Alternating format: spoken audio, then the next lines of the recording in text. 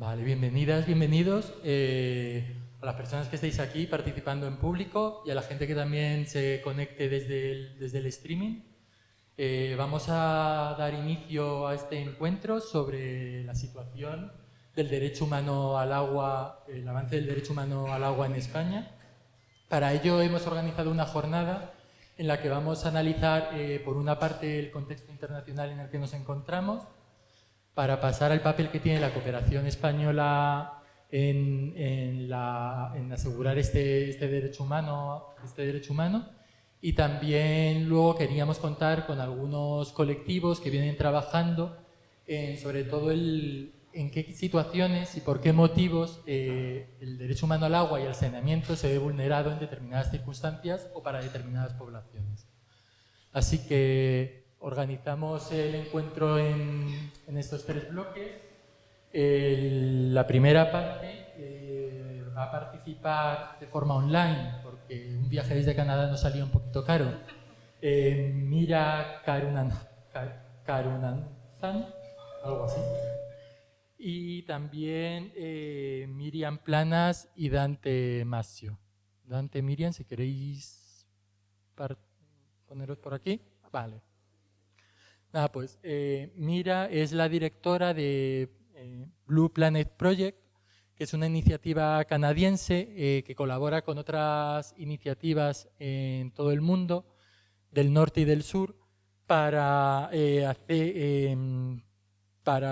luchar por la justicia del agua. Como comentaba, no puede asistir en persona y nos ha compartido un vídeo en el que analiza este contexto internacional y la vinculación que tiene con la Conferencia del Agua que se va a celebrar este año en Nueva York. Así que vamos a ver el vídeo. Hola compañeros y compañeras, lamento no poder estar ahí con ustedes hoy, pero me gustaría dedicar unos minutos a invitarles a participar en una importante iniciativa mundial por la justicia del agua. Del 22 al 24 de marzo, la ONU va a convocar la primera conferencia internacional sobre el agua en 47 años. Mientras nos enfrentamos a los efectos superpuestos de las crisis económicas de salud pública y medioambiental, este es un momento importante para que los líderes hablen sobre la necesidad de un acceso universal y justo al agua, sobre el control local del suministro del agua y la protección de las cuencas hidrográficas para las generaciones venideras. En la actualidad, las Naciones Unidas sostienen que el mundo está alarmantemente lejos de alcanzar el ODS 6, que consiste en garantizar el acceso universal al agua potable y el saneamiento para 2030. 2.000 millones de personas carecen de acceso a agua potable y 3.3 mil millones, cerca de 46% de la población mundial, carecen de acceso a servicios de saneamiento. Se supone que esto sería el objetivo de la conferencia. Desgraciadamente, las voces dominantes en estos debates son las de las instituciones financieras internacionales y los grupos de presión empresariales, los multi-stakeholders, que se llaman las multi-stakeholders bodies. Estas instituciones están utilizando los ODS como un canal para las inversiones privadas. Según ellos, la única manera de resolver estos problemas es permitir que los inversionistas se beneficien mediante la creación de deudas para los gobiernos locales y las comunidades. También promueven estrategias de gestión de los recursos hídricos basadas en el mercado, los bancos de agua y el pago para servicios ecológicos, por ejemplo, que garantizarán que el agua sigue fluyendo hacia los ricos y los que tienen el poder. Entonces, los movimientos en defensa del agua como derecho humano y bien común se están uniendo para contraatacar a través del Foro de los Pueblos por el Agua, el espacio de coordinación de los movimientos por el agua y la justicia de todo el mundo. Hemos organizado una serie de acciones y durante los días previos del evento de la ONU con el nombre de Febrero Azul. Pueden encontrar las grabaciones de algunos de estos eventos en la página web del Foro de los Pueblos sobre el Agua. También tenemos un manifiesto con una lista de demandas que llevaremos a la ONU. Les invitamos a sumar sus voces a este manifiesto y a difundirlo. Los zapatistas promueven una filosofía de liderazgo democrático que ellos llaman mandar obedeciendo. Los que podamos estar en Nueva York, estaremos recordando a nuestros funcionarios electos que reciben sus mandatos de nosotros, el pueblo, que es al pueblo a quien deben obedecer y no a los bancos ni a las corporaciones. Gracias.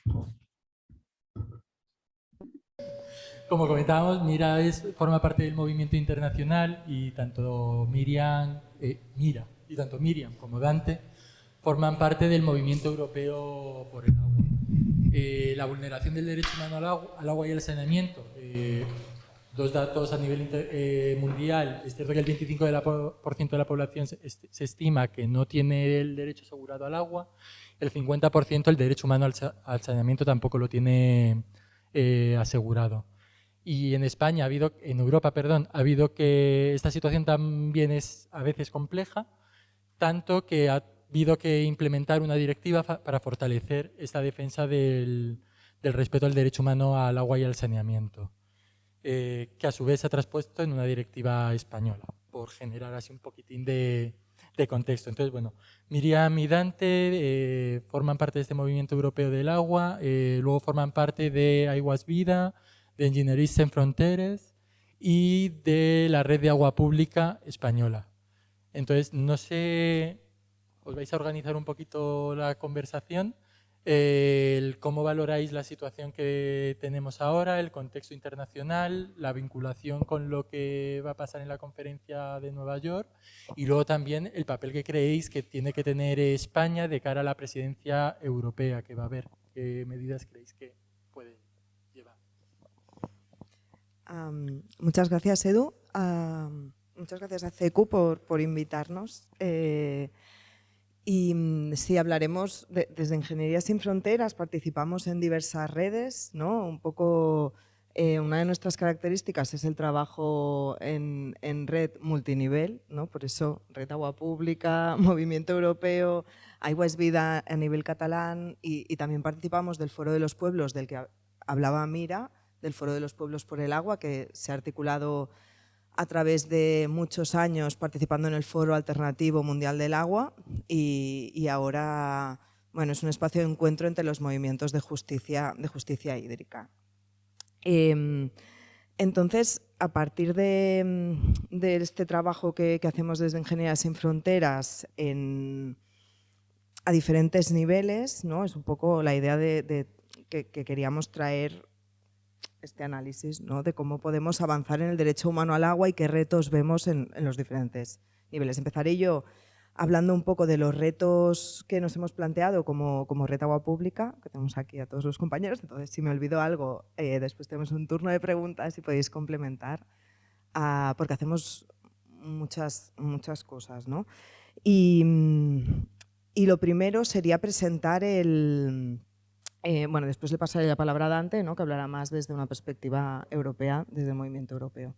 Lo primero que quería presentar, porque desde la Red Agua Pública nos lo planteamos como una línea de trabajo en la última reunión que tuvimos así plenaria, no recuerdo en qué mes, pero es este manifiesto de justicia hídrica del que hablaba Mira.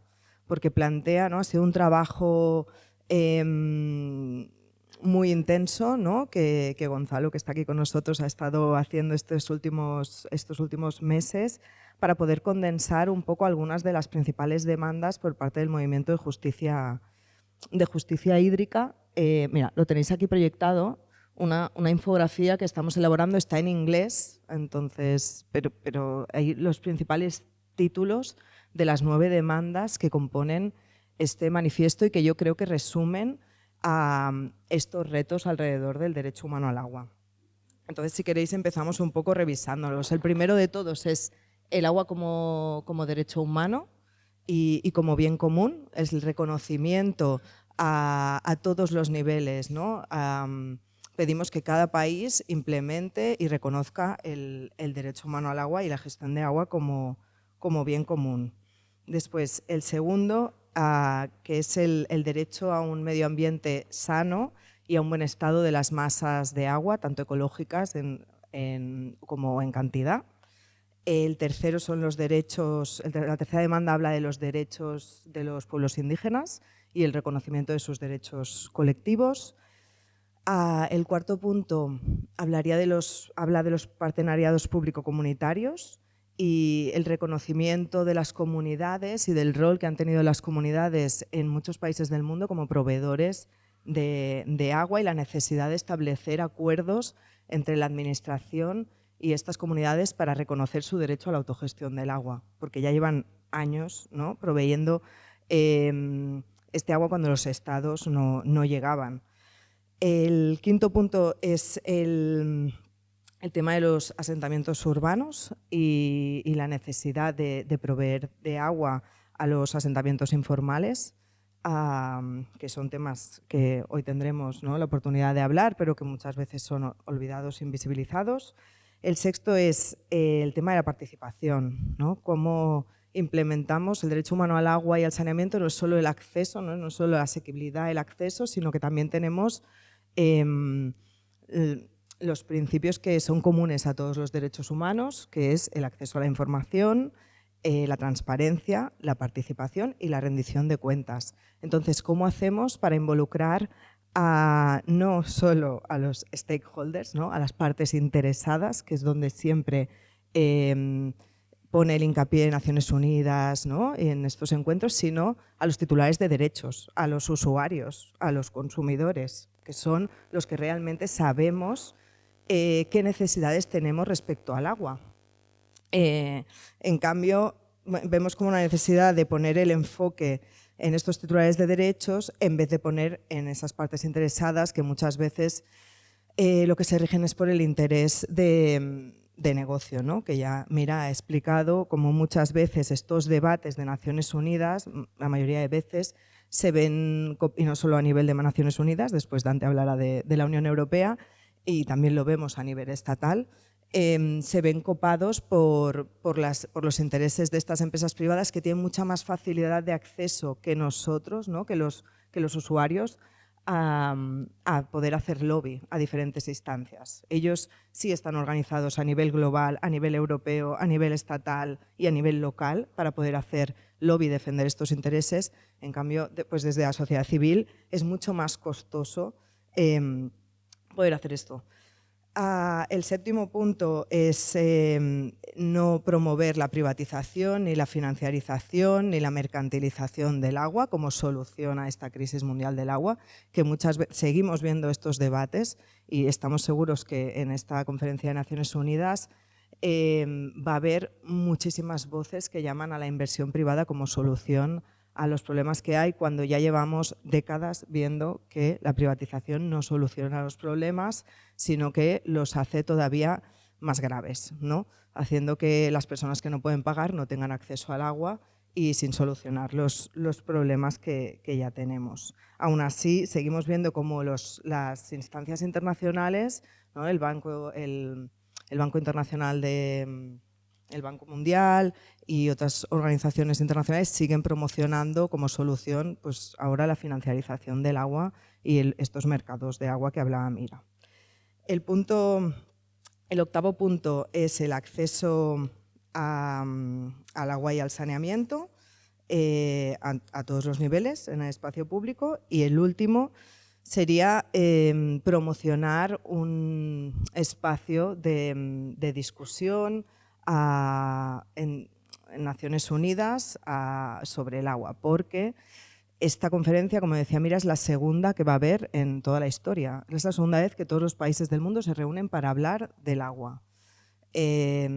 Hasta ahora lo que hemos tenido desde el año, no recuerdo en qué año empezaron los foros mundiales, pero creo que antes del 2000, ¿no? Fue el primero. Cada 3 años es una organización que es el Consejo Mundial del Agua, que está formado principalmente por stakeholders privados. Cada 3 años se reúne y hace el Foro Mundial del Agua, donde se habla de temas de agua, pero no tenemos espacios legítimos de organismos internacionales o países que han sido escogidos democráticamente para hablar de eso, sino que son los actores privados quienes han estado promocionando este debate. Entonces, el último punto sería demandar un espacio legítimo donde se pueda hablar de las políticas del agua a nivel global, sabiendo que esto también tiene muchas limitaciones, porque la gestión del agua es local en la mayoría de lugares o supramunicipal, pero no en todos los lados la gestión del agua es estatal y, por lo tanto, el tener a los países hablando del agua también tiene sus limitaciones, porque hemos visto justamente en esta conferencia cómo se dificultaba la participación de los operadores locales, que no tenían una vía de participación en esta conferencia. Hemos visto cómo el registro de aguas de París no ha sido aprobado. En cambio, las asociaciones de operadores sí, porque era una asociación privada y entonces sí que tenían acceso a la conferencia, pero las administraciones locales no había una vía clara de cómo participar en este espacio. Entonces, con todas sus limitaciones, aún así creemos que debemos seguir exigiendo que existan estos espacios legítimos de debate a nivel internacional. Y para no alargarme mucho más, complementar con el resto de las líneas de trabajo como RAP, ¿no? Ahora que hemos conseguido tener este manifiesto a nivel global consensuado, que ya es público, que espero que CECU lo tuitee ahora mientras estamos en la charla para que podáis tener el formulario para registraros y ver todas las organizaciones que tenemos, que creo que son ya más de casi 200, y también como personas individuales os podéis firmar. Ahora tenemos el reto de traducir este manifiesto a nivel estatal, ¿no? Para poder tener un listado de demandas. Hace muchos meses que desde el movimiento venimos trabajando en esta conferencia y nos ha sido imposible reunirnos con representantes del gobierno estatal para poder discutir un poco con la delegación que va a ir a Nueva York a la conferencia y ver qué posición llevan desde el gobierno español a la conferencia. Entonces, esto, bueno, yo lo lanzo aquí por si sonara la flauta y nos convocarán ahora a una reunión para poder hablar o en Nueva York cuando estemos ahí, pero poder un poco trasladar las demandas desde la sociedad civil. Y 3 puntos más, y ya le doy la palabra a Dante porque me estoy alargando. Una línea de trabajo que llevamos mucho tiempo empujando desde la RAP es este reconocimiento al derecho humano al agua, que ha sido incluido tímidamente, todavía no sabemos qué implicaciones tienen, pero sí que hemos visto que aparece la palabra derecho humano al agua en la transposición de la directiva que mencionaba Edu, creo que es el Real Decreto 3/2023, que transpone la directiva de agua potable. A ver, nosotros éramos mucho más ambiciosos, pero sí que es verdad que ahí aparece la palabra y tenemos pendiente una reunión también, que nos den reunión con el secretario de Estado de Agua o alguien para que nos explique qué quiere decir que aparezca ahí la palabra derecho humano al agua. Porque más allá de un título tenemos dudas de que esto tenga implicaciones, ¿no? Y estamos bastante curiosos con este tema. En segundo lugar, estamos también vigilando el tema de los PERTEs del agua. Desde el Gobierno, con los fondos Next Generation, se ha lanzado una línea de PERTEs del agua. Ha sido la forma de trabajar ha sido opaca y poco transparente. A la sociedad civil no nos han convocado tampoco a ninguna reunión. Sabemos que en este caso los operadores sí que han podido participar en estos PERTEs, pero la verdad que estamos preocupados de que una vez más estos fondos públicos que nos han llegado sirvan para financiar, en el caso de la gestión privada, inversiones que ya se financian con la tarifa o que ya deben financiarse a través de otros mecanismos. Entonces, aquí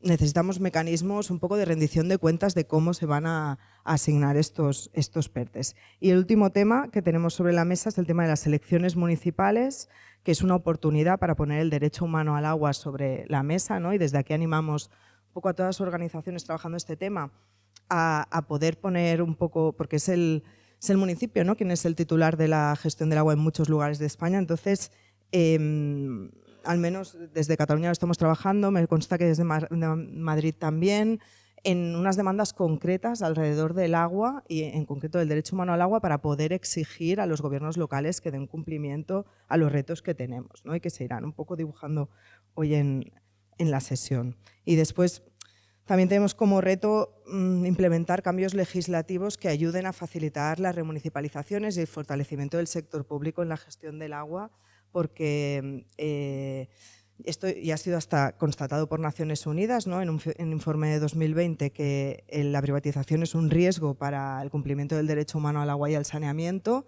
y aún así todas las legislaciones que tenemos dificultan la remunicipalización. O sea, podemos privatizar cualquier día del año, cualquier gobierno, pero remunicipalizar hay que estar años preparándolo y estar preparado el día que toca, porque es que si no te tienes que esperar 20 años más. Entonces, necesitamos cambios en este sentido que fortalezcan y que ayuden a poder avanzar en este derecho humano al agua. Y después os podemos contar también los eventos que tenemos preparados alrededor de la conferencia, porque no me quiero alargar más. Bueno, yo soy Dante, también trabajo con Miriam en Ingeniería Sin Fronteras y, como decía Miriam, dentro del paraguas de redes en las que participamos, también formamos parte del Movimiento Europeo del Agua, que es una red continental con movimientos de Portugal, España, Francia, Bélgica, Alemania, Irlanda, Grecia, Bosnia, Herzegovina y Serbia, y nos unimos para fortalecer y pedirle a la Unión Europea que reconozca el derecho humano al agua y al saneamiento. De hecho, la red se fortaleció el 2012 con la primera iniciativa ciudadana europea, Right to Water, ¿no?, el derecho al agua, que recogió más de 1,5 millones de signaturas para exigirle a la Comisión y a la Unión que reconozca en la Carta Europea este derecho, ¿no?, y que lo materialice.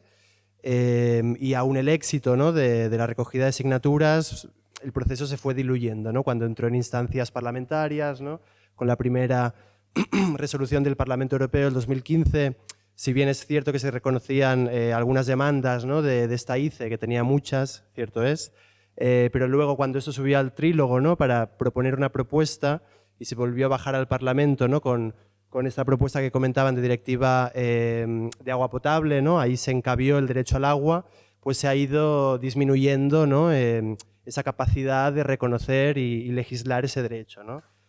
Hasta tal punto que desde el Movimiento Europeo del Agua reconocemos que no se incluye, ¿no?, en esta propuesta de directiva europea las demandas, ¿no?, que teníamos, en concreto ese reconocimiento del derecho humano al agua y al saneamiento, ¿no?, que en parte yo creo que es el motivo por el cual incluso ese Real Decreto español pues también es tímido, ¿no?, respecto al derecho, porque la propia directiva también lo es.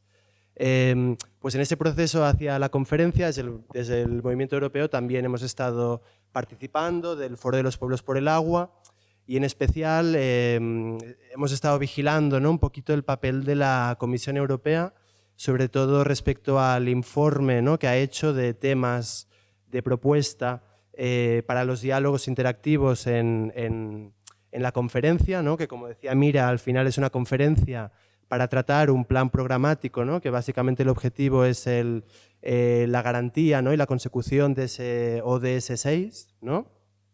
Pero ahí vemos como muchos intereses puestos desde diferentes perspectivas, ¿no?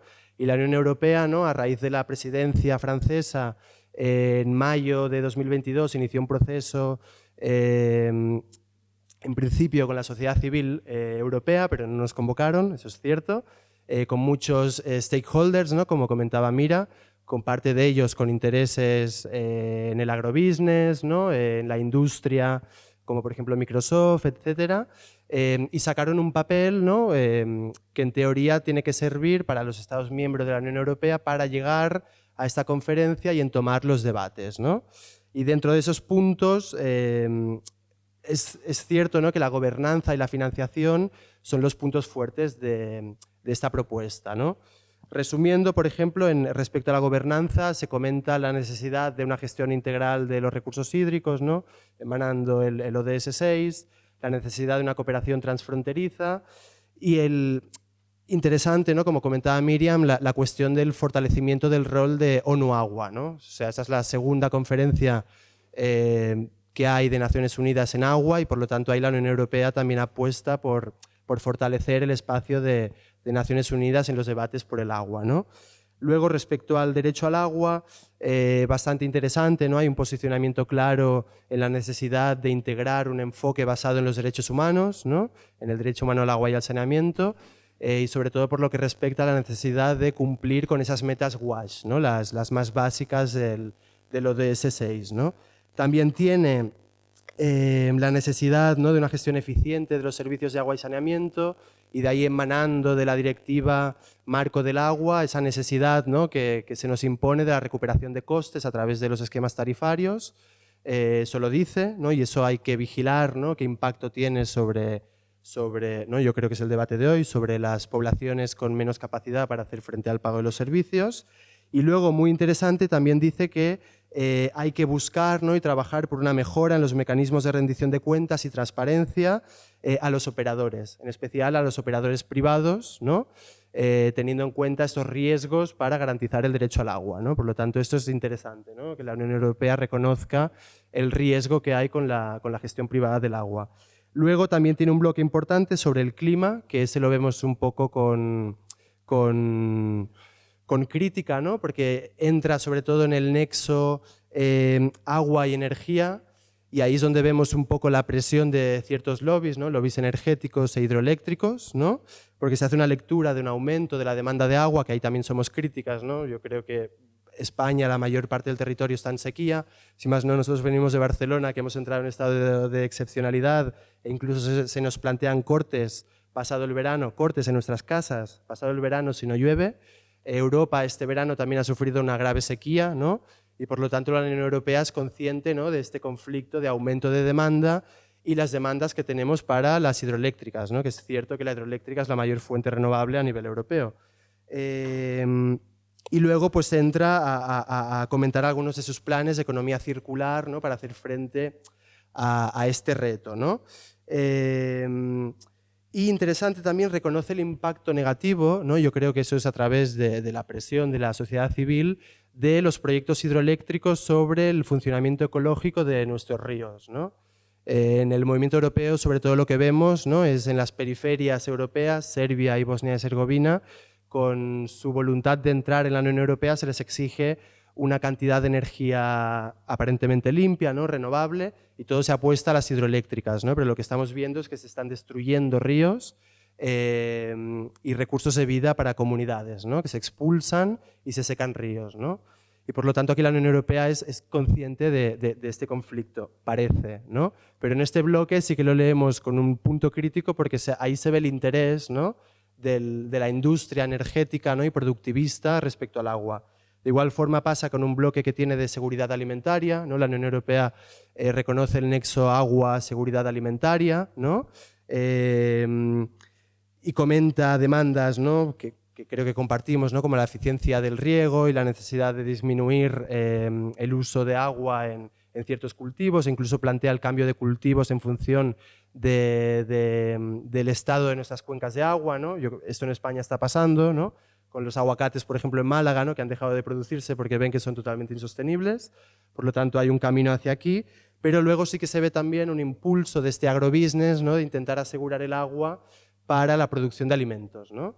Que eso también hay que verlo con un punto crítico frente al agua derecho humano, ¿no?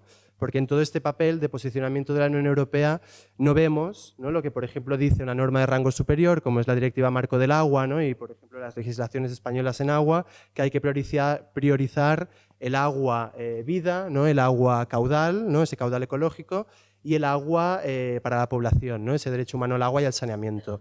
En cambio, en este papel cuesta ver cuál es esa priorización de los usos, ¿no? Y ahí es la mayor crítica que hemos dado desde el Movimiento Europeo del Agua. Luego también tiene un punto de acciones concretas y ahí es donde entra la necesidad de cerrar la brecha de financiación, ¿no? Y ahí también viene una crítica importante, ¿no?, porque la Unión Europea, como pasará, creemos, en la Conferencia de Naciones Unidas, pues se entra cualquier tipo de mecanismo de financiación, ¿no?, provenga del sector público, sector privado, o con esos esquemas innovadores de financiación que no sabemos lo que son, pero seguramente caminan hacia la financiarización del agua, ¿no?, como se proponía en 2020 con la entrada del agua en la Bolsa de Chicago, los bancos de agua, etcétera, ¿no? Entonces ahí es otro punto que hay que estar vigilando, ¿no?, la cuestión del financiamiento, ¿no?, que es clave, ¿no?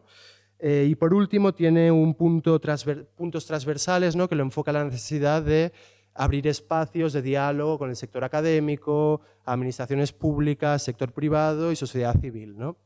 Y ahí, como comentaba Miriam, Mira, ¿no?, y lo que decimos los movimientos, ¿no?, que luchamos por el reconocimiento del derecho al agua como derecho y bien común, es esa necesidad de fortalecer sobre todo los espacios de diálogo con los titulares del derecho, ¿no?, no con los titulares de intereses económicos, ¿no? Y ahí no vemos ningún cambio, ¿no? E incluso también hemos hecho un poquito la crítica desde el punto de vista de la elaboración de este proceso, ¿no?, donde solo se ha convocado a grandes organizaciones, ¿no?, a mucho lobby, como os comentaba, ¿no?, Water Europe, ¿no?, donde aglutinan ya no solo operadores privados de agua, sino estos sectores que demandan agua, ¿no?, y que por lo tanto tienen un interés en el agua, y en cambio no vemos tanto esta participación de la sociedad civil, ¿no? Y nos sorprende, ¿no?, que como colectivo que hemos llegado a recolectar 1,8 millones de signaturas, ¿no?, es la iniciativa ciudadana europea la primera y la que más signaturas ha recogido, que no se nos convoque, pues nos hace hacer este proceso de crítica, ¿no? Hasta aquí. Muchas gracias, Dante, Miriam. Pues ahora vamos a pasar...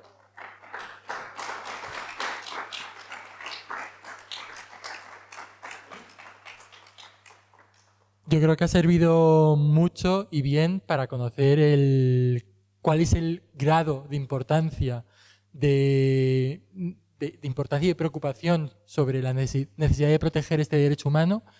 Y a pesar de ese grado de importancia y preocupación, cómo muchas veces, por un lado, se ve vulnerado el acceso al derecho y también los intereses donde se van poniendo a nivel internacional. A pesar de haber escuchado todo esto, o también gracias a conocer esta realidad, se puede llegar a entender que España, aunque nos sorprenda si no lo conocemos mucho en el día a día, sea uno de los países que tradicionalmente han sido líderes en la defensa de este derecho humano al agua y al saneamiento. Y ha sido uno de los precursores, uno de los países que han sido precursores del reconocimiento de este derecho humano dentro de las Naciones Unidas. En este papel cobra una especial importancia la cooperación española, y para ello doy paso a las dos siguientes ponentes, que son Carmen Jover y María del Mar Rivero. Las voy introduciendo brevemente mientras entran. Carmen Jover forma parte es la directora o coordinadora, no sé, cualquiera de las dos opciones es válida, ¿verdad?, del Fondo de Cooperación Agua y Saneamiento, un instrumento que está incluido dentro de la Agencia Española de Cooperación Internacional y al Desarrollo, que ahora nos comentará un poquito más. Y María del Mar Rivero forma parte del Grupo de Agua y Saneamiento de la Coordinadora de ONG, de Organizaciones No Gubernamentales para el Desarrollo a nivel estatal. Así que, Carmen, teniendo en cuenta que formas parte del fondo, del FECAS, y teniendo en cuenta también el trabajo que hacéis en el día a día, Sí que nos gustaría conocer el papel que tenéis como instrumento institucional en la defensa de este derecho humano y qué valoración también hacéis del papel que puede tener España en su cumplimiento y en las exigencias que se pueden trasladar en la Conferencia de Naciones Unidas y también, ¿por qué no?, en la presidencia española de la Unión Europea. Muchas gracias, Eduardo. Creo que no habéis ampliado tiempo. 10 minutos.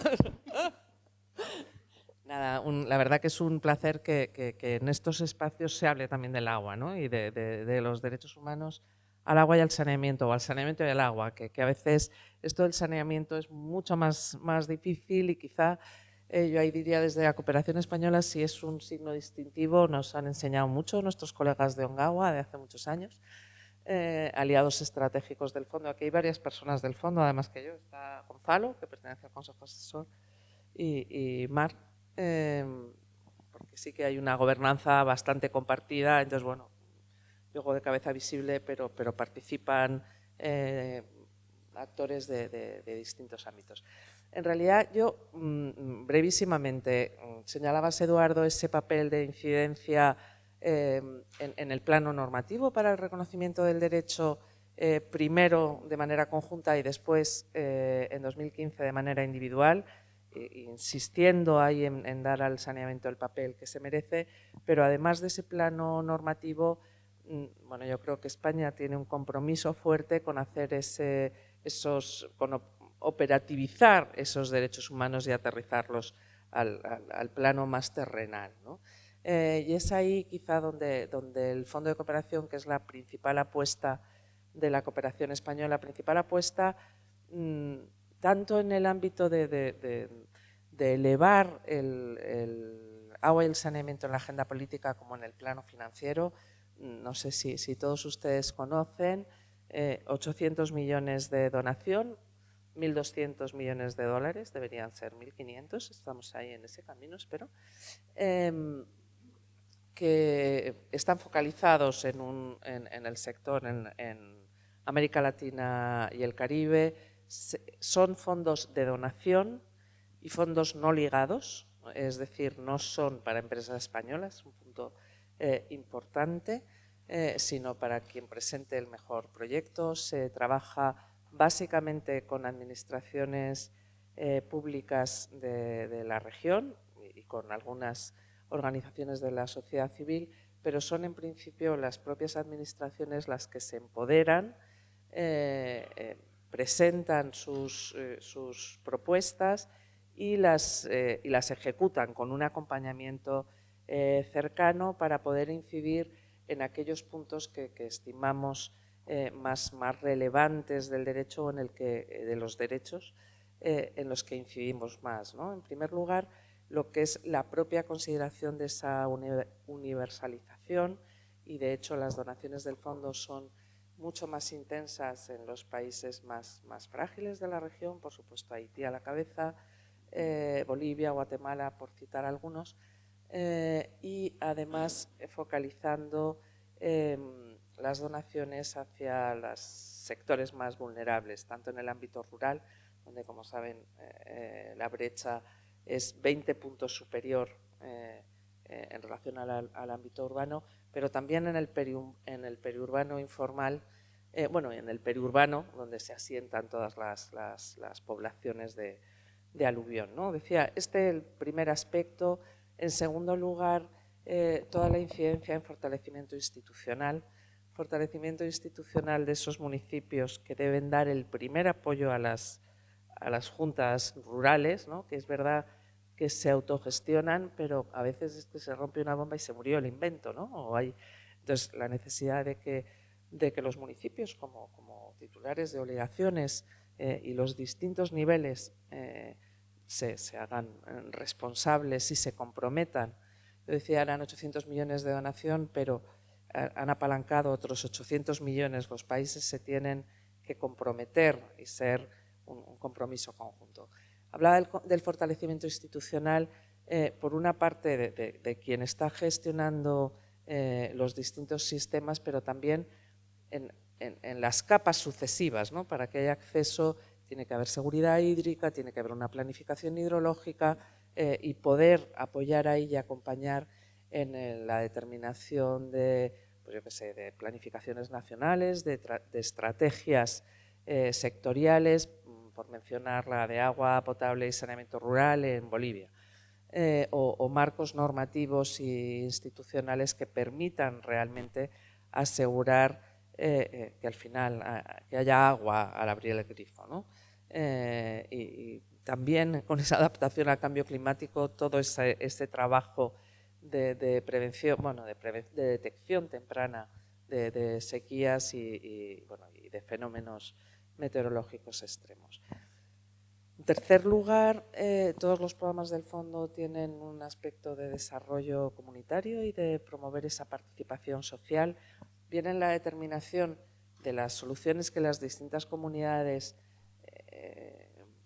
a las que se están dotando, ¿no? Cada uno debe ser partícipe de su propio desarrollo.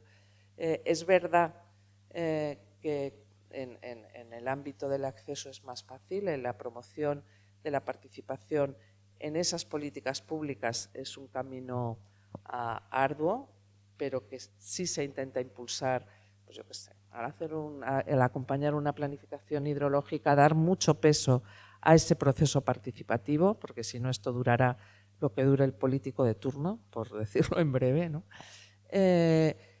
Todo esto, por supuesto, prestando una especial atención a los derechos de la mitad de la población, de las mujeres, como elemento esencial y promoviendo bueno, una participación efectiva en los órganos de decisión y de gestión, no ya como la última secretaria. Esto a veces exige formar también en nuevas masculinidades para que no haya problema cuando la mujer sea ausente y no prepare la cena porque le tocará al de al lado, ¿no? Entonces es un trabajo muy desde el principio, en el que de nuevo hemos contado también mucho con la colaboración de Ongawa y de otras organizaciones de la sociedad civil, y con atención a la diversidad cultural, ¿no? Que no cabe transponer normativas alemanas a Guatemala, sino que bueno, hay que promover esa adecuación y respetar y promover esas soluciones adecuadas a los distintos contextos. Y quizá decir todo esto con esa visión de gestión integrada del recurso hídrico que permita contemplar el ciclo en su conjunto.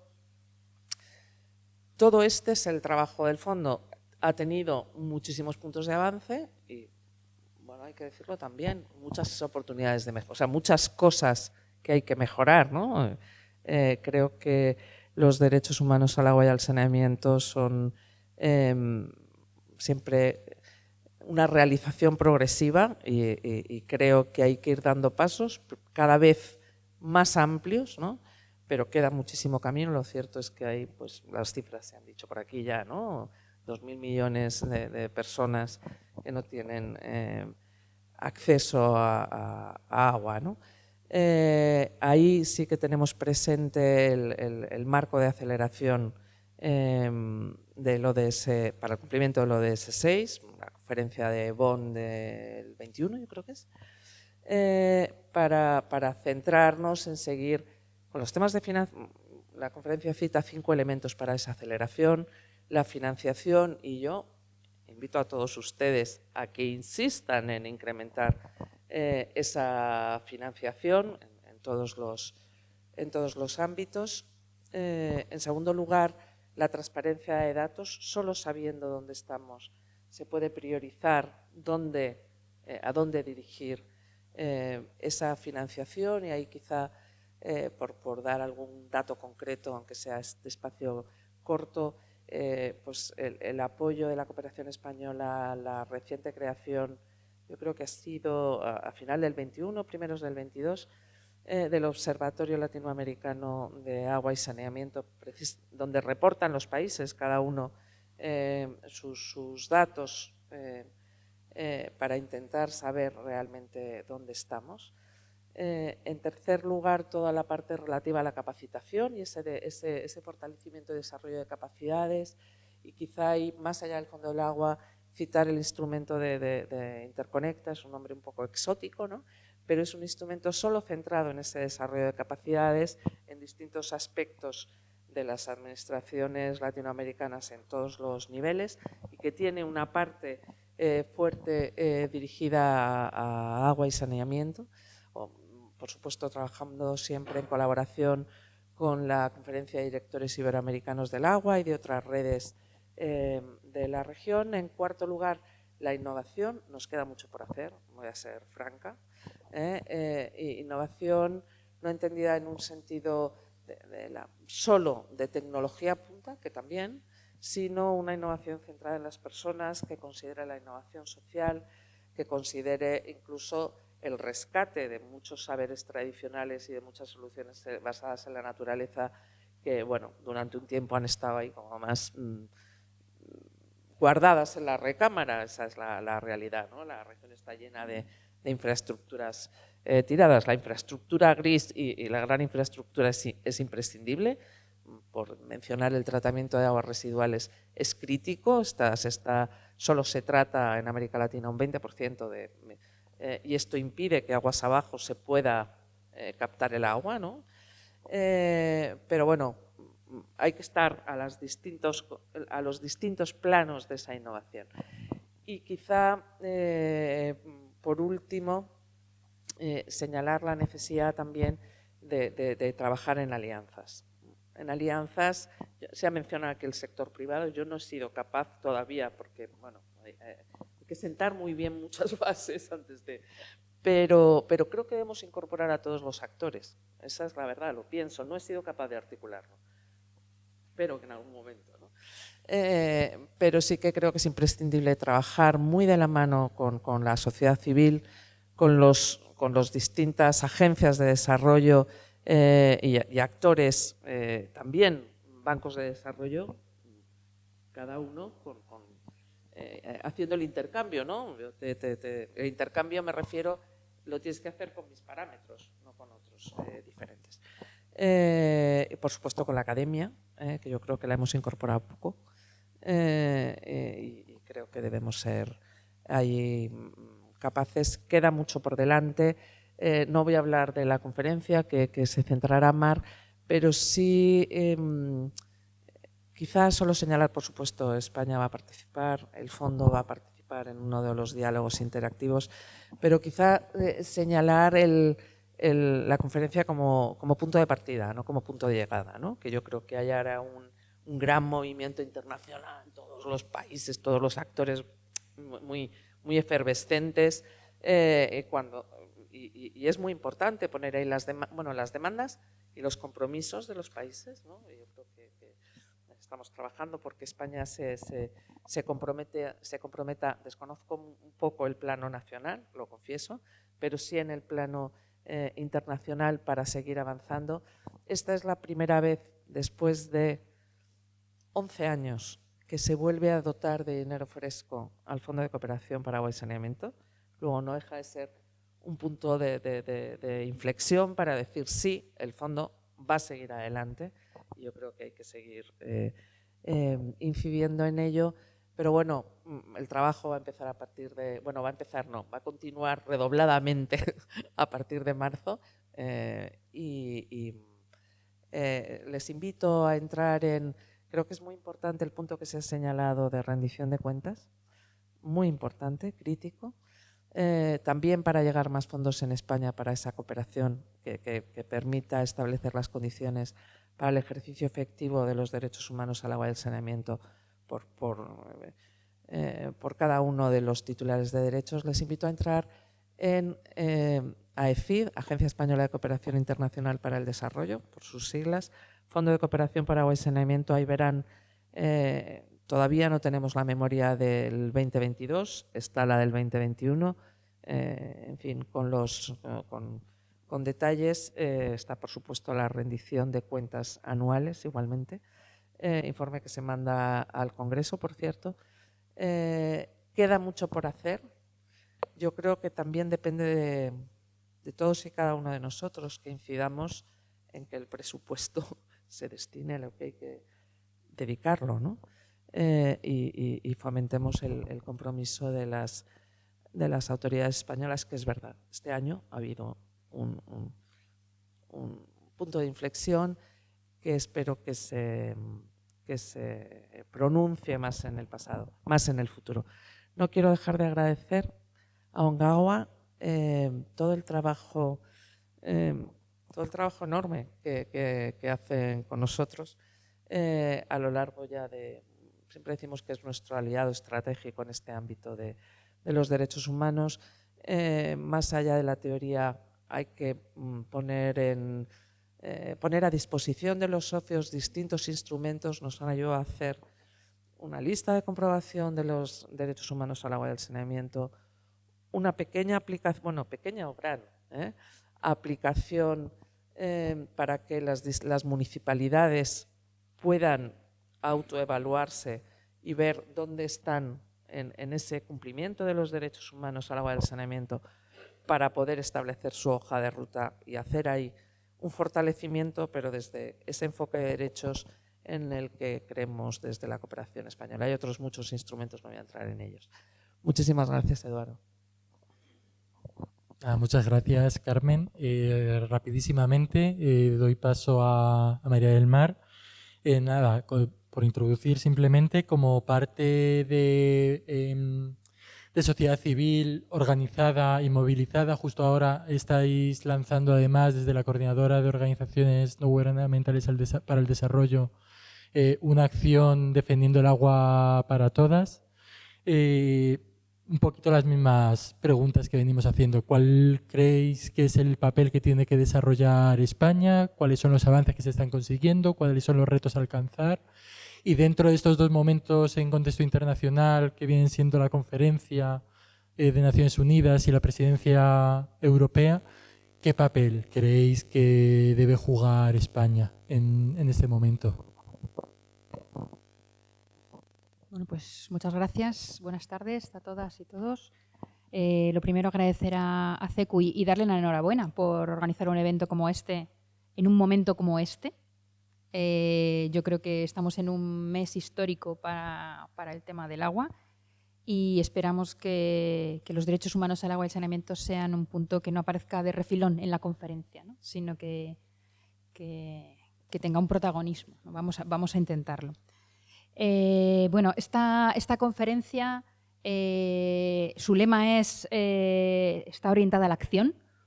Quiere superar los temas de la reflexión. Ya sabemos dónde estamos, ya sabemos lo que hay que hacer. Hay que trabajar 4 veces más rápido, según informes de Naciones Unidas. Hay que invertir 3 veces más de lo que estamos invirtiendo hasta ahora. Y si queremos llegar a las metas del 2030, porque los retos que tenemos por delante son urgentes, ¿no? Y acuciantes. Hablaba Miren antes, hemos mencionado aquí datos, ¿no? Pero yo quería centrarme en los que están afectando a las personas más vulnerables. Si es verdad que hay 2.000 millones de personas sin acceso al agua gestionada de forma segura, estamos hablando de que 771 millones de personas con sus nombres y sus apellidos, la mayoría mujeres, no tienen ni siquiera un acceso básico al agua potable. Y hablamos de 494 millones de personas con sus nombres y sus apellidos y la mayoría mujeres rurales que no tienen ni siquiera una instalación de saneamiento y se ven obligados a diario a defecar al aire libre. Esto y los 670 millones de personas que no tienen una instalación de lavado de manos, después de la pandemia no creo que haga falta explicar lo importante que es eso, 670 millones de personas hoy en día, siglo XXI. Queremos poner la atención, ¿no? Y queremos que en la conferencia se ponga la atención en estas personas, repito, con nombre y apellidos y la mayoría mujeres. La cooperación internacional es verdad que es una parte muy pequeñita de lo que hay que hacer para trabajar en que esto, ¿no?, se supere, ¿no? Y estemos hablando de una sociedad en donde se vean garantizados los derechos humanos al agua y saneamiento de las personas más vulnerables. Pero es verdad que es una ayuda importantísima, que además puede servir de ejemplo y puede ser motor, acicate o elemento, ¿no?, potenciador de otras políticas. Hablaba antes Carmen de que la inversión que ha hecho el Fondo del Agua se ha multiplicado por 2 con los compromisos de los propios gobiernos, ¿no? Yo creo que eso es una de las misiones que tiene que hacer la cooperación internacional. Hacer las cosas, hacerlas bien y promover, ¿no?, que buenas prácticas y que se siga haciendo, ¿no?, se vaya por ese camino. Pero aún queda muchísimo por hacer. Yo creo que llevamos ya 4 intervenciones o 5 contando con la de Miren y madre mía, la agenda no hace más que crecer, ¿no? Si estamos tomando nota de todo lo que hay que hacer, nos queda bastante. Desde el grupo de agua de la coordinadora hemos trabajado en un informe, ¿no?, para analizar cómo la cooperación de la ayuda oficial al desarrollo de los 30 países del comité que pertenecen al CAD, del Comité de Ayuda al Desarrollo de la OCDE, ¿no?, cómo están trabajando esa cooperación al desarrollo. Y ha habido elementos positivos, pero hay otros que nos han preocupado bastante. Y en estos elementos que nos han preocupado bastante hemos, apoyándonos en eso, con esa base, hemos desarrollado un manifiesto que es la base de esa campaña que hablaba Edu, que lanzamos este lunes pasado y que va a estar activa durante los próximos meses. Un manifiesto que estamos circulando a distintas organizaciones para pedir un respaldo, basándose en eso, ¿no? ¿Cuáles son esas claves que hemos visto en estos informes que hemos hecho además con organizaciones europeas, ¿no? Pues que hemos visto que la mayoría de los fondos que van a ayuda oficial al desarrollo no van a los países menos avanzados. Solamente un 37%, con datos del 2018, me comprometo a actualizarlos, pero ha sido el dato que tengo hasta ahora. 37% de la ayuda oficial al desarrollo va a países menos avanzados. Y concretamente la Unión Europea, 2/3 de la ayuda oficial al desarrollo de la Unión Europea va a países de renta media y únicamente un 32,5% a países de renta baja, ¿no? Solo hay 4 donantes de esos 30 del Comité de Ayuda al Desarrollo que aportan más del 50% a países menos avanzados, ¿no? En eso no está la cooperación española. Todavía. Es que Carmen y yo hemos hablado mucho de este tema, entonces como su réplica, y corrígeme, va en el sentido de que hay que reducir las desigualdades. Estamos hablando de países en renta media en donde las desigualdades no son muy altas. Lamentablemente, la mayoría de los fondos de la cooperación internacional va destinado a grandes infraestructuras, a zonas urbanas y periurbanas, que no ocurre con el Fondo del Agua, que prioriza los proyectos destinados a servicios básicos. Esto es lo que debería ocurrir en la cooperación internacional.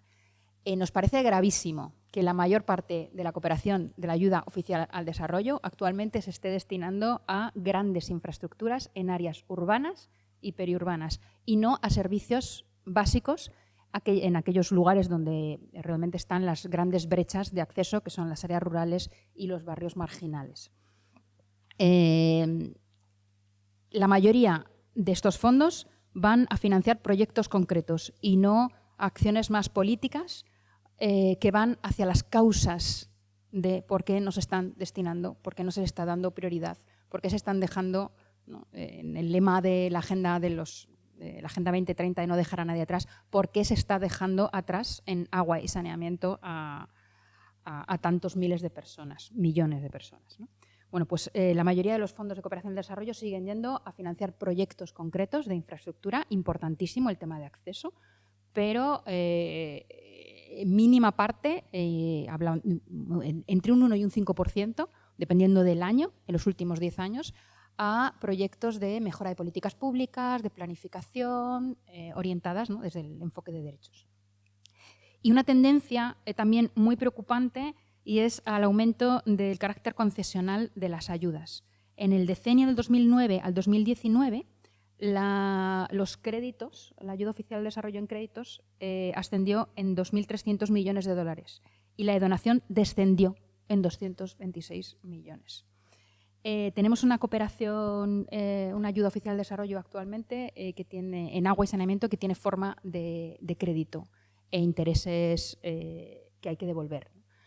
Esto pone en riesgo los derechos humanos al agua y al saneamiento, ya que estamos hablando, ¿no?, de un compromiso que adquieren los países para financiar servicios básicos, garantizar los derechos humanos de su población más vulnerable. Y pues, se entiende que no siempre prioricen a estos colectivos cuando tienen que endeudarse, ¿no? que prioricen un tipo de intervenciones que tienen pues, más rédito, tanto político como económico, más visibilidad en las ciudades y que no son tan complejos socialmente como es trabajar en áreas informales, en barrios marginales o en las zonas rurales, ¿no?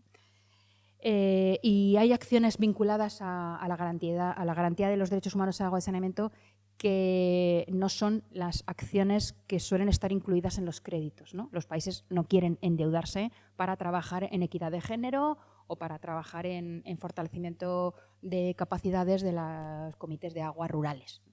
Esto es un límite. Bueno, pues como os comentaba, en base a esto hemos elaborado desde las ONGs de la Coordinadora Estatal de ONGs de Desarrollo un manifiesto que bueno, está colgado en la web de Ongawa ahora mismo, y las ONGs todas las ONGs que promueven este manifiesto.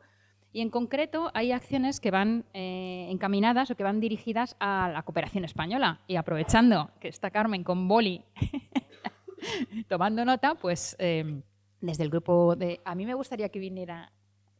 ¿Vienes aquí, por favor? Es que también... tú perteneces al grupo de agua de la coordinadora y me gustaría que como grupo de agua de la coordinadora estuvieras aquí un momentito. ¿Podemos invitar a María Teresa a sentarte con nosotros, que ha participado también en el manifiesto y así estoy más acompañada? Bueno, estoy muy acompañada por Carmen, ¿eh? Y puedes aprovechar también para pedirnos que trabajemos mejor. Por favor, por favor. Por favor, por favor. A Gonzalo, a mucha gente, pero es que estamos juntas en el grupo, ¿no? Bueno, hombre, solo acompañándome. Con la venia. ¿La puedo invitar? ¿La puedo invitar? Muchas gracias. A ver, ¿qué es lo que estamos diciendo en este manifiesto que hemos trabajado juntas estas organizaciones? Lo primero, que hay que reforzar esa cooperación internacional, pero dedicada a inversiones en servicios básicos de agua potable, saneamiento. La gran mayoría de los fondos van siempre a agua potable y no a saneamiento. Y a higiene.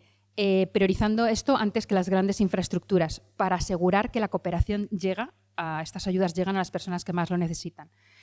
Es imprescindible que la cooperación incorpore un enfoque feminista para asegurar que las mujeres participan, su participación y su voz y sus necesidades son tenidas en cuenta cuando hablamos de las priorizaciones de usos del agua y cuando hablamos de la gestión del agua, ¿no? En segundo lugar, cumplir con el compromiso asumido por el Gobierno español, un foro internacional en el 2008, de desembolsar 1.500 millones de dólares para este Fondo del Agua, que es un instrumento desde su origen, desde su estatuto de, no sé cómo se dice, de decreto de constitución, la ley de creación, como un instrumento para promover los derechos humanos al agua y al saneamiento. Consolidando resultados, afianzando la sostenibilidad y reduciendo las brechas de desigualdad que aún quedan pendientes. Pero queremos más y necesitamos más. Necesitamos un nuevo fondo, una nueva priorización de los proyectos en África subsahariana, que es a día de hoy donde están las mayores brechas de acceso en agua y saneamiento. Y que se prioricen la donación, que como este fondo de agua y saneamiento siga priorizándose la donación para asegurar los acceso básico. Muchas cosas más, seguir trabajando en seguimiento, necesitamos datos de saber lo que se está haciendo, el impacto que están teniendo estos proyectos para esa rendición de cuentas, estos mecanismos de rendición de cuentas y sobre todo que este incremento que hay en nuevos instrumentos de cooperación financiera sean también instrumentos que aseguren, ¿no?, que sean encaminados a conseguir los derechos humanos al agua y al saneamiento para garantizar que lleguen allí donde más lo necesiten. Hay una nueva ley, tenemos una nueva oportunidad de avanzar. Este punto de inflexión que hablaba Carmen no solo en tema de fondos, sino también de un marco nuevo político que nos va a permitir pues avanzar en la cooperación española. Y queremos que el avance, también en fondos, también en financiación, no sea únicamente en cooperación, en nuevos instrumentos de cooperación financiera, y si lo son, que estemos totalmente seguros de que va destinado a reducir las desigualdades. Me gustaría compartir en el último minuto y medio el vídeo de la campaña de la coordinadora. Me han regañado. Vale. De acuerdo, pero vamos, si no, también está en la web de la coordinadora, en la web de Ongawa, podéis verlo ahí. Muchísimas gracias.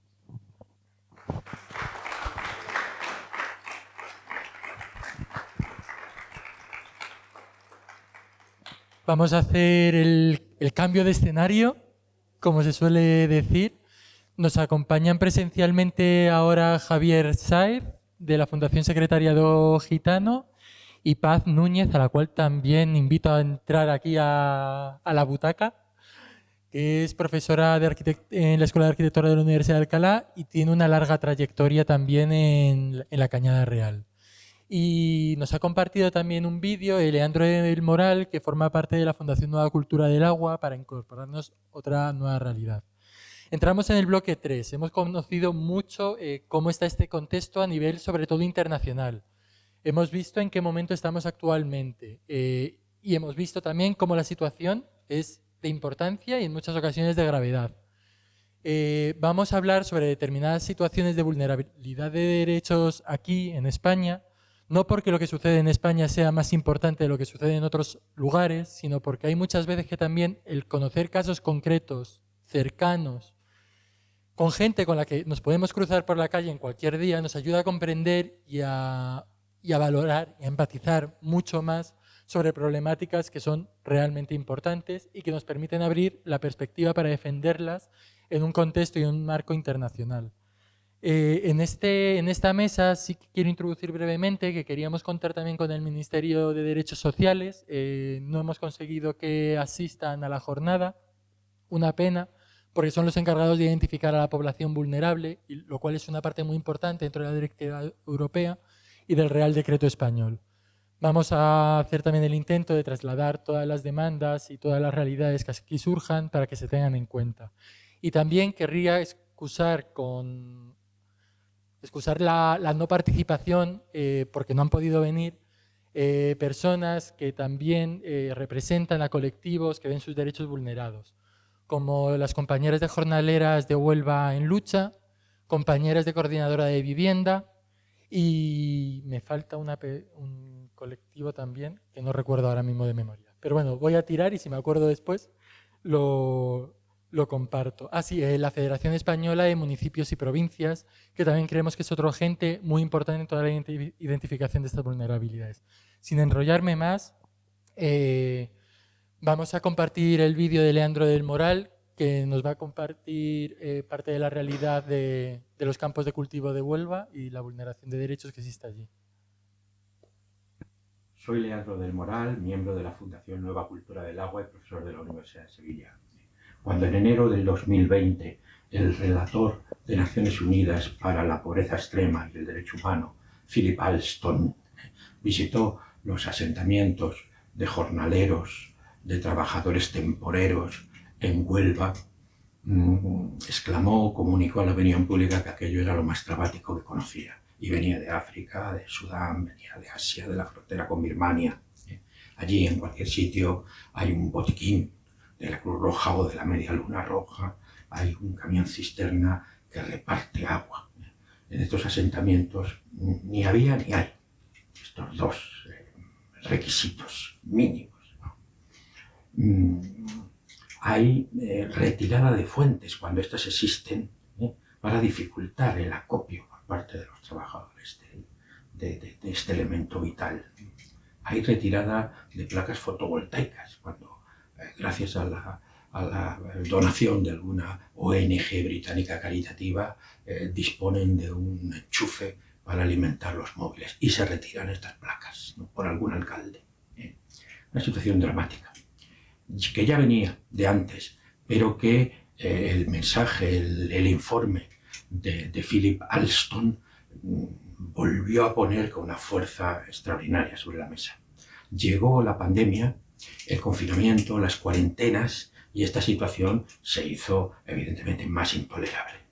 Se intentó resolver al menos unas tomas de agua a cierta distancia de los asentamientos y fue imposible. A nivel local, a nivel provincial, a nivel de autonómico, de gobierno nacional. La UME llegó en el verano del 2021 y tras 2 o 3 días en Huelva se retiró sin poder hacer nada. La situación actualmente está cambiando en la medida en que el sector ha comprendido, si es que no lo había comprendido antes, que no puede mantener por su propia imagen, ¿no?, su propia operatividad comercial esta situación. Se vienen produciendo, que ya tienen antecedentes de años, incendios en las chabolas de estos asentamientos autoconstruidas con plásticos y maderas, y en este caso se está impidiendo su reconstrucción, se demuelen, se está intentando invisibilizar la situación y normalizar en cierta medida la mano de obra con contrataciones en origen de trabajadoras marroquíes, etc. Pero estas personas, estos trabajadores que están allí porque son necesarios, no son desplazados, no son refugiados, están allí voluntariamente porque encuentran trabajo, siguen siendo necesarios para el sector.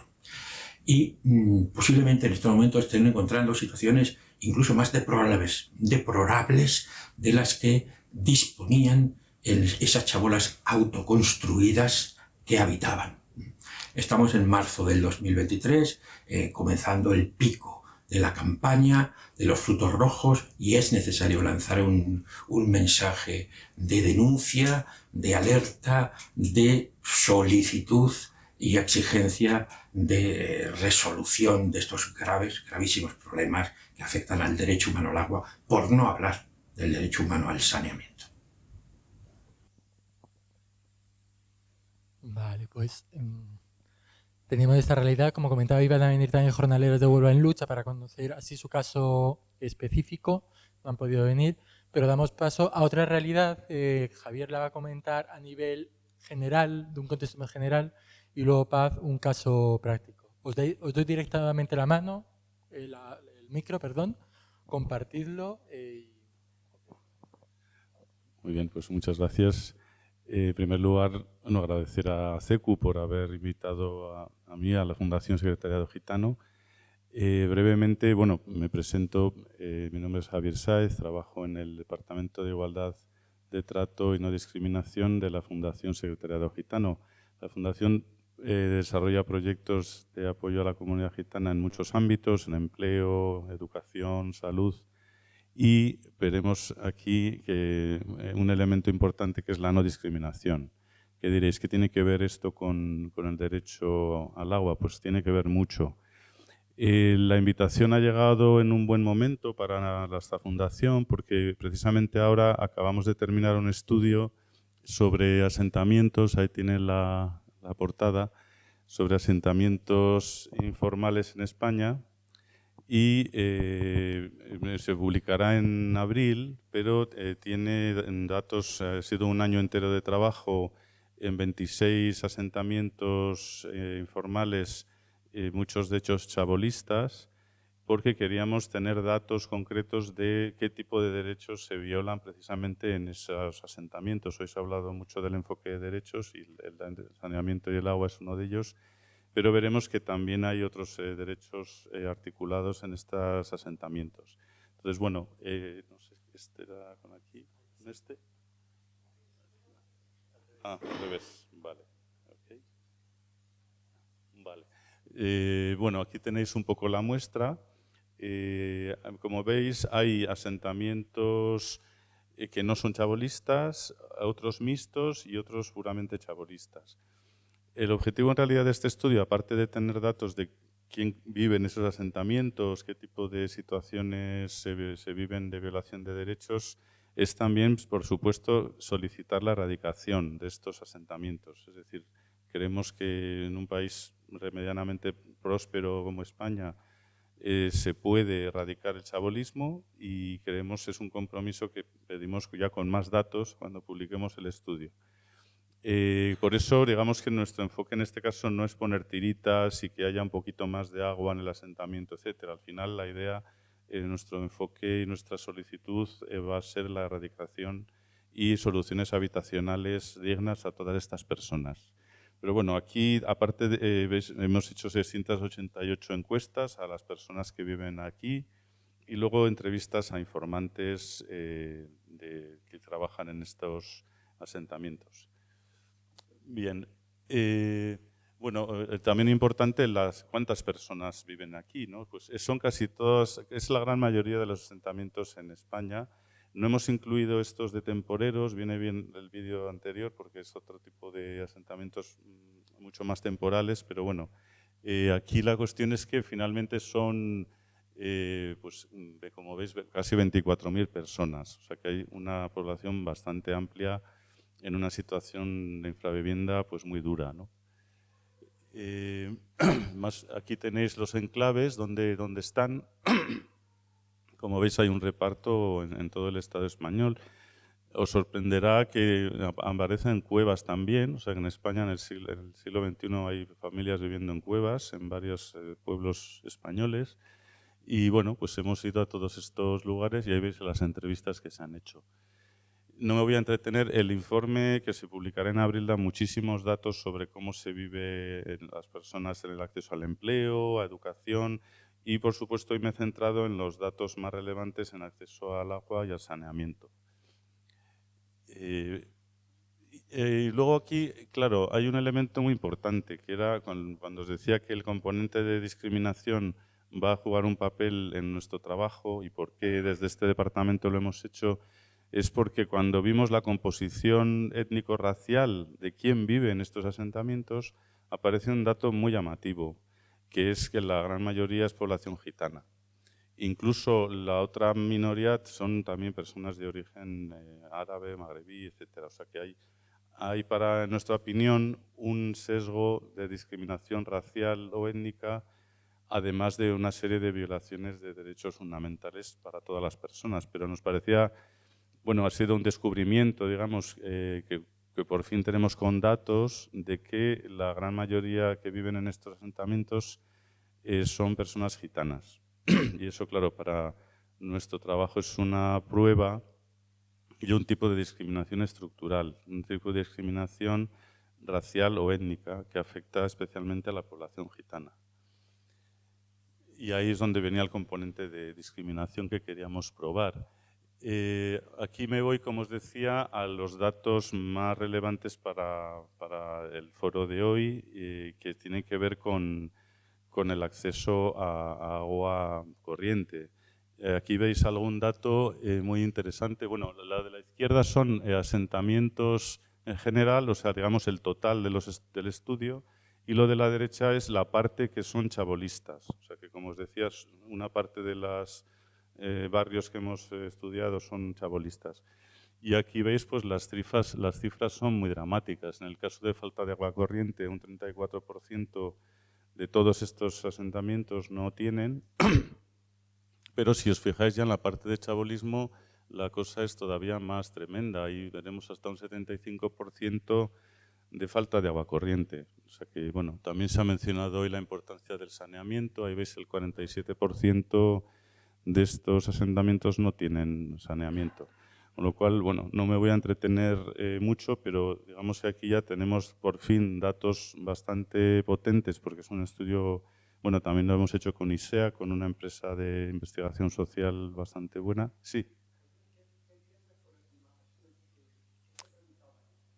Pues no conozco digamos, las tripas de esa parte de la pregunta, pero me imagino que es acceso a calefacción. O sea, no estoy seguro, pero digamos, o tener una temperatura adecuada.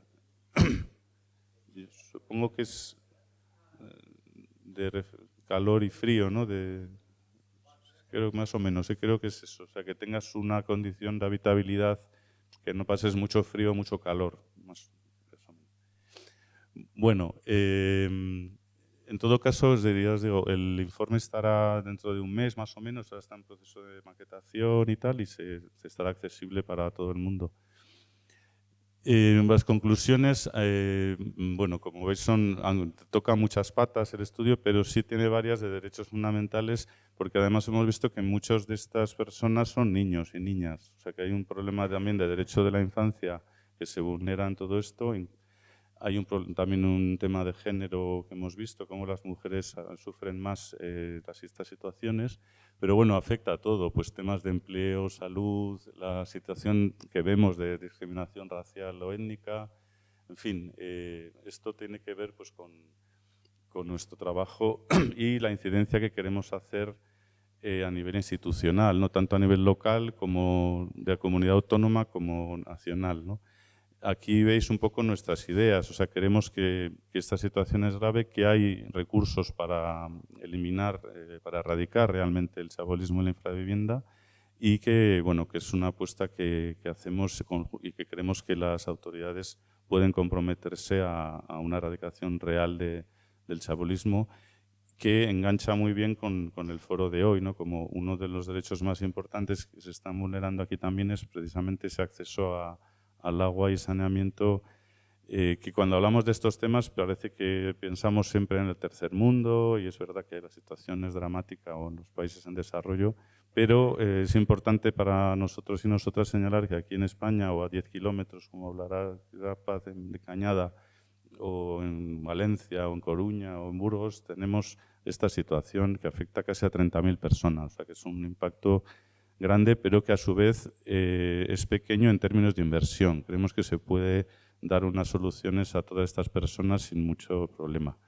Para terminar, quería hablar un poquitín de la situación en Europa, porque este fenómeno que yo llamo de discriminación estructural, de cierto antigitanismo estructural, se comprueba en muchos países de Europa con poblaciones gitanas. Es decir, que aquí hay otro estudio muy interesante de justicia medioambiental y de cómo muchísimas comunidades roma están en situaciones de segregación con graves problemas de acceso al agua. Los estudios de aquí, de este estudio y otro de la FRA, indican que 1/3 de las personas gitanas en muchos países europeos, la gran mayoría, no tienen acceso al agua corriente. Eso es una enorme cantidad de personas y un porcentaje escandaloso. Y cuando vemos que esto se da en 15 países, siempre con población roma, pues podemos argumentar que hay un problema también de discriminación estructural o de antigitanismo estructural. La FRA ha hecho otro estudio que se menciona aquí, más reciente, que confirma esos datos. Lo ha hecho en 10 países con población gitana importante y en casi todos ellos hay un 20 o 30% de falta de acceso. En el caso de Rumanía, incluso a un 40%. O sea que es un problema grave y, de hecho, la directiva que se ha mencionado hoy menciona al pueblo gitano como uno de los que se puede ver afectado, que se ve afectado por esta falta de derecho de acceso al agua. La transposición en el Real Decreto no menciona a las comunidades gitanas, desgraciadamente, en España, pero bueno, habla de grupos vulnerables y por ahí entendemos que podemos argumentar bien que tiene que haber medidas específicas para este problema. Y bueno, y nada más. Muchas gracias.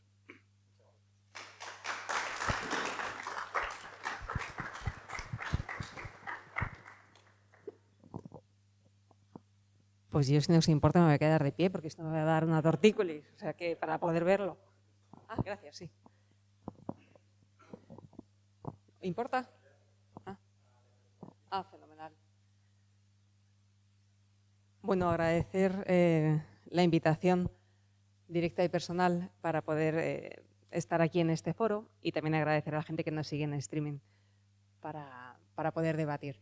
Es interesante porque habéis dicho un montón de cosas que de vistas afuera, ¿no? A gran escala, hay que trabajarlas, hay que justificarlas y demás, y siempre el shock es decir, y en Madrid no se está cumpliendo. Y lo puedo decir alto y claro, en Madrid no se está cumpliendo este derecho y no se está cumpliendo por un tema de voluntad política pura y dura. O sea que empezamos marcando las bases bien. Aquí hay unas directrices políticas determinadas en donde hay unas personas que tienen una serie de derechos y otras que no. Unas personas que se les considera que están empobrecidas, que son unas sinvergüenzas, que están aprovechándose de de las circunstancias y entonces no tienen otorgado el derecho humano al agua, saneamiento, higiene y además más aún con ese enfoque de género, ¿no? Donde en muchas ocasiones los niños son rechazados en el colegio porque huelen mal, porque no se pueden lavar en condiciones como el resto de sus compañeros y compañeras y entonces comienza ese itinerario de discriminación. Cañada Real, avances del derecho humano al agua, y lo pongo con toda la sorna del mundo y con esa interrogación. ¿Qué hace una arquitecta contando estas cuestiones? Pues con la autoridad que me concede el haber estado a cargo de Cañada Real en la anterior legislatura de Manuela Carmena, a cargo del comisionado, como asesora técnica del comisionado de Cañada Real del Ayuntamiento de Madrid. La presentación va a tener 4 puntos, en donde, bueno, pues, para los que no conozcáis, Cañada Real es una antigua vía pecuaria que atraviesa de norte a sur la Comunidad de Madrid, comenzando por Coslada, el primer sector, va surcando Vicálvaro, se introduce en Rivas hacia Madrid y termina en Madrid, pero en el distrito de Vallecas. Por lo tanto, tenemos una complejidad que son 14 kilómetros de recorrido, de un recorrido de toma de tierra, como se podría decir en el contexto latinoamericano, en donde entra en juego 3 municipios diferentes, 3 alcaldías diferentes, alcaldía de Rivas hacia Madrid, y dentro de Madrid entra en juego 2 distritos diferentes, Vicálvaro y Vallecas Villa, con además la propiedad del suelo que es la Comunidad de Madrid. Esta zona de camino de ganado, ¿no?, que atraviesa también de norte a sur la península ibérica, la propiedad es la Comunidad de Madrid, el Gobierno regional de la Comunidad de Madrid, y en la actualidad está está habitado, mejor dicho, por alrededor de unas 7.300 personas distribuidas en unas 2.700 familias.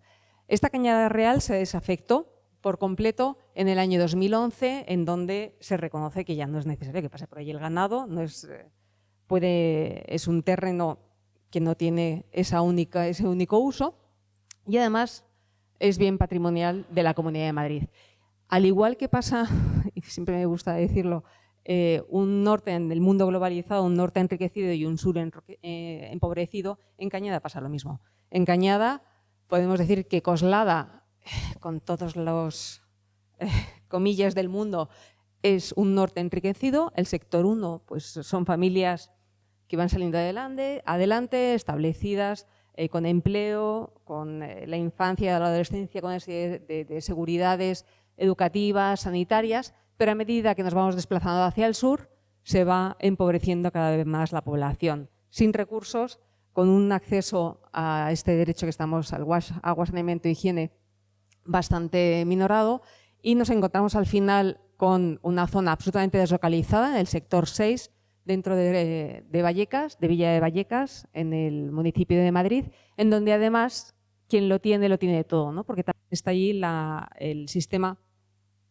el vertedero municipal de Valdemín Gómez, con las 4 estaciones donde se va reciclando, va llegando toda la basura de Madrid, llega aquí a Valdemín Gómez, con todo lo que supone también de connotación del lugar, ¿no?, aparte de la contaminación que supone. ¿Quién está habitando? ¿Cuál es la geografía humana de Cañada Real? Como bien ha contado el compañero de la Fundación Secretariado Gitano, con los que hemos colaborado durante muchos años y seguimos en colaboración, las familias, en primer lugar, las inmigrantes rurales. Las primeras ocupaciones de las que se tiene registro en Cañada Real datan de los años 50. La migración después de la Guerra Civil de aquellas personas que, por circunstancias que se tenían que ir de sus pueblos, vinieron a Madrid en búsqueda de oportunidades, y además hubo una connivencia del gobierno en aquel momento de Franco para favorecer el que se ocupase este terreno, porque además se ofrecían parcelas libres en Cañada Real. Se fueron ocupando de norte a sur, primero en Coslada, luego en Vicálvaro, y después también la población gitana española, población también desplazada por el desmantelamiento durante los años 90 y principio de 2000, el desmantelamiento de núcleos chabolistas y de núcleos también de drogadicción importantes y de venta de droga, lo desmantelaron, y las familias que no cabían en Madrid se fueron para Cañada Real. En definitiva, podemos estar diciendo que aproximadamente el 80% de la población de Cañada Real sufre exclusión severa. Y claro, ocupan un lugar informal, ilegal, en un terreno que saben que no le van a echar porque es un terreno público, y tal y como dice ONU Habitat de lo que es un hábitat precario, cada uno de estos ítems lo cumple Cañada Real. Porque es cierto, de nuevo, quien tiene uno o dos, es decir, que te construyes la vivienda, ¿por qué no puedes acceder a una vivienda del mercado? No la puedes pagar, no hay una red de saneamiento, hago los pozos negros, sumamente precario, no tengo dinero, materiales deleznables. En definitiva, quien tiene uno o dos de estos ítems, al final los tiene todos. Y es el hábitat precario perfecto, tal y como indican las Naciones Unidas, ¿no? En esta ausencia de infraestructuras de Cañada Real formales, por supuesto, también está el agua, el saneamiento y la energía. ¿Qué es lo que hicimos o qué es lo que nos encontramos o cómo surgió el proyecto del comisionado de Cañada Real y también el otorgarles este derecho al agua, saneamiento e higiene? Cuando Manuela Carmena llegó a la alcaldía, ella sí que tenía muy claro que quería identificar cuál era el estrato más bajo que había en Madrid para poder comenzar desde ahí las políticas sociales. Ella detectó y efectivamente, después de consultar y de visitar muchos sitios, vio que Cañada Real. Entonces montó un comisionado. Un comisionado es una persona que se le designa con capacidad y con autonomía de gestión.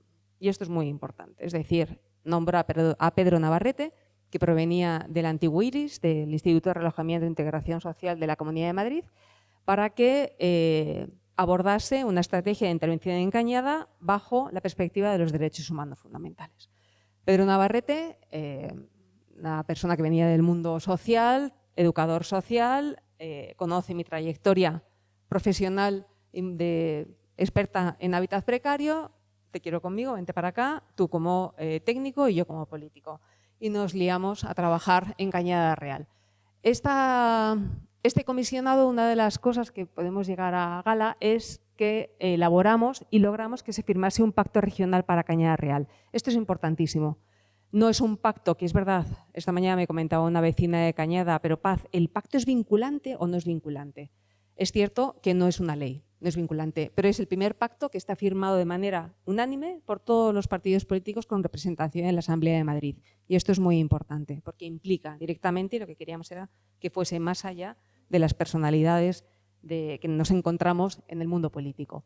Este pacto regional lo que hace es sentar las bases para buscar un horizonte común para las personas de Cañada Real, para que puedan desarrollarse plenamente con sus derechos y sus obligaciones, igual que el resto de la ciudadanía de Madrid, de Coslada y de Rivas.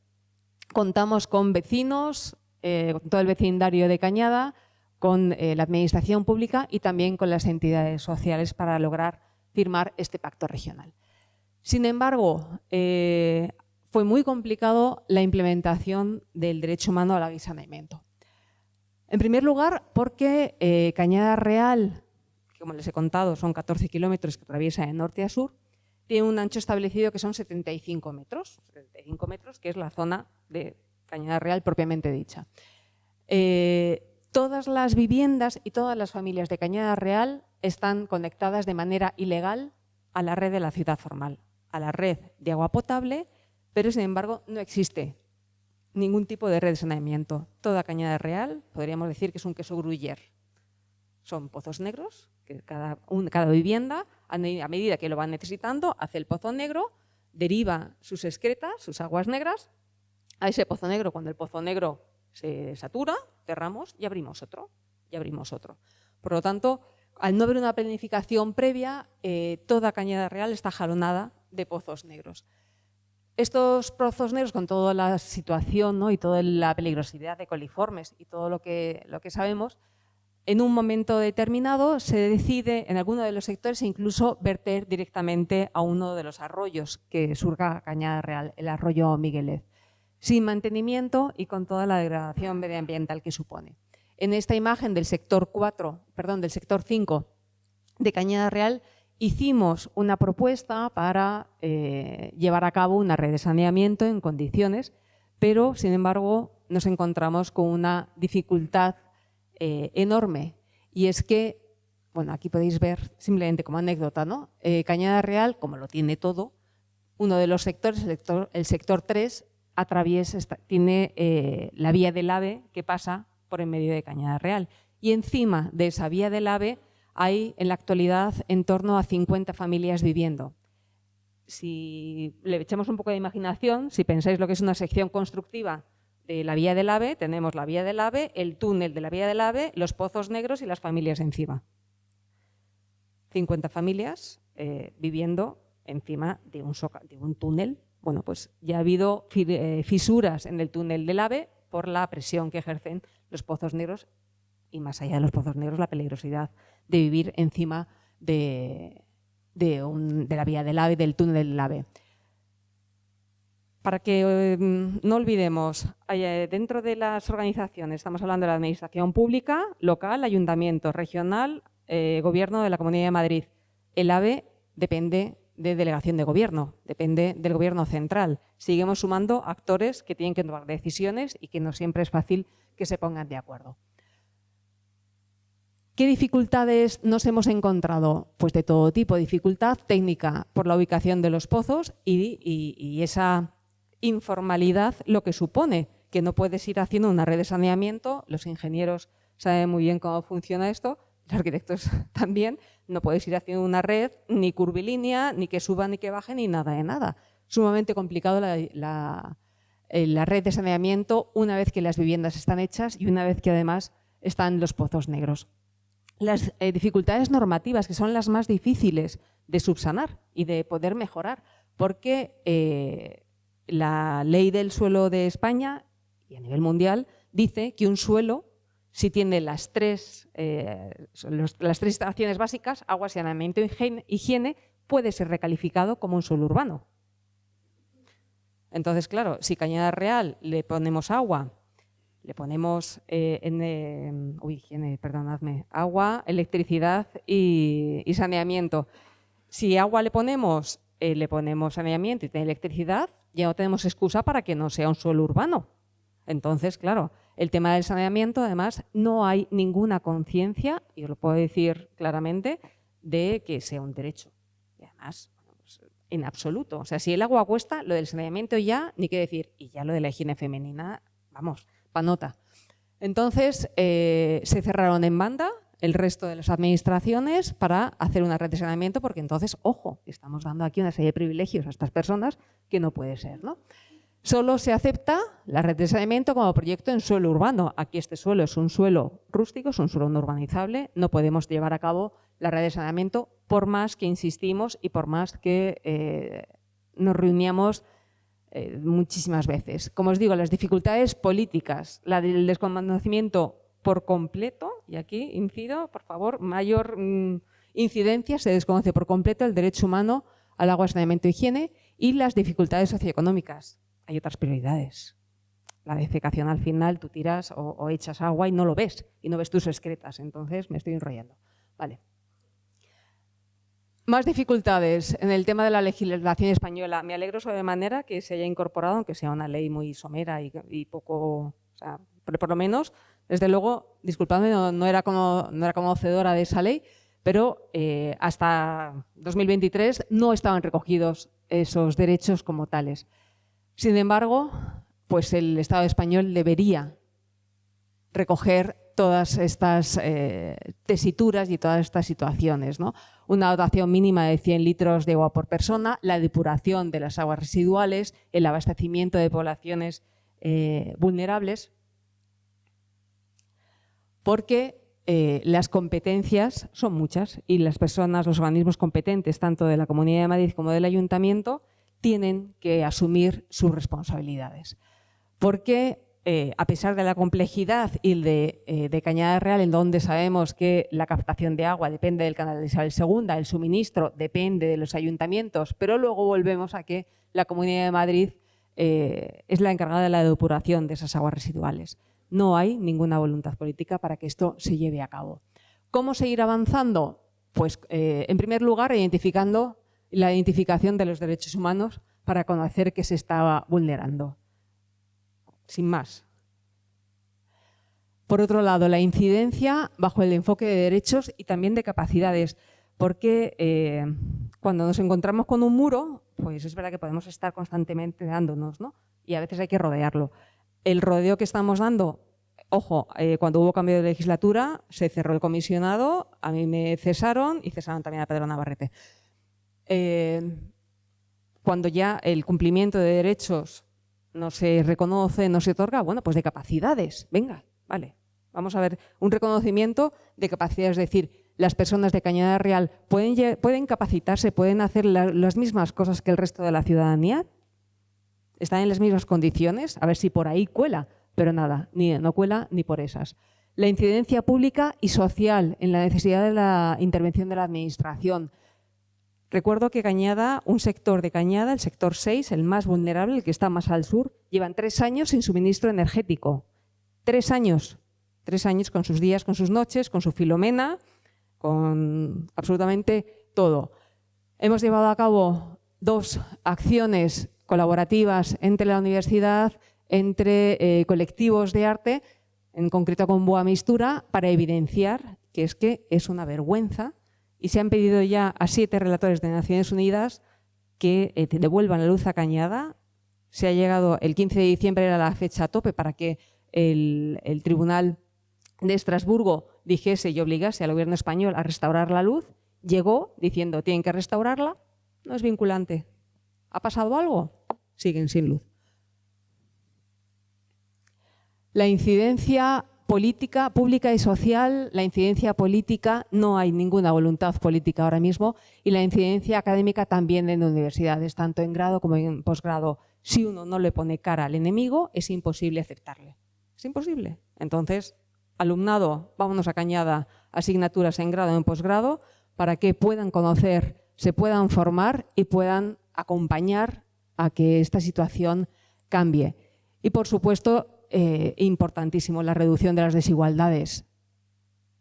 Es decir, el problema estructural es la pobreza. Aquí tenemos el último dato de Madrid, que, ojo, el dato es de febrero de 2022, que también tiene WhatsApp, que llegue a través de Madrid Salud, no urbanismo, no vivienda, sino directamente por Madrid Salud.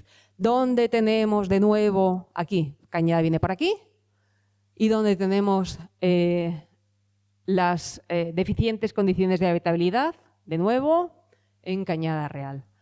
Por lo tanto, en este periplo de Cañada, donde se monta el comisionado ilusionante, se logra una cooperación con todo el mundo y con todas las entidades sociales, se firma el pacto, se lleva a cabo un contrato social de suministro de agua en el sector 2, en el 2019 se desmonta el comisionado y en 2023 seguimos así, con muchísimos cortes de agua, sin red de saneamiento y sin suministro eléctrico. Y termino con esta frase de Nelson Mandela, que yo creo que es clave. Se nos va la vida contando y diciendo y con muchas presentaciones, pero se trata de actuar y de que la vida de estas personas cambien y tengan al menos las mismas oportunidades que el resto. Gracias.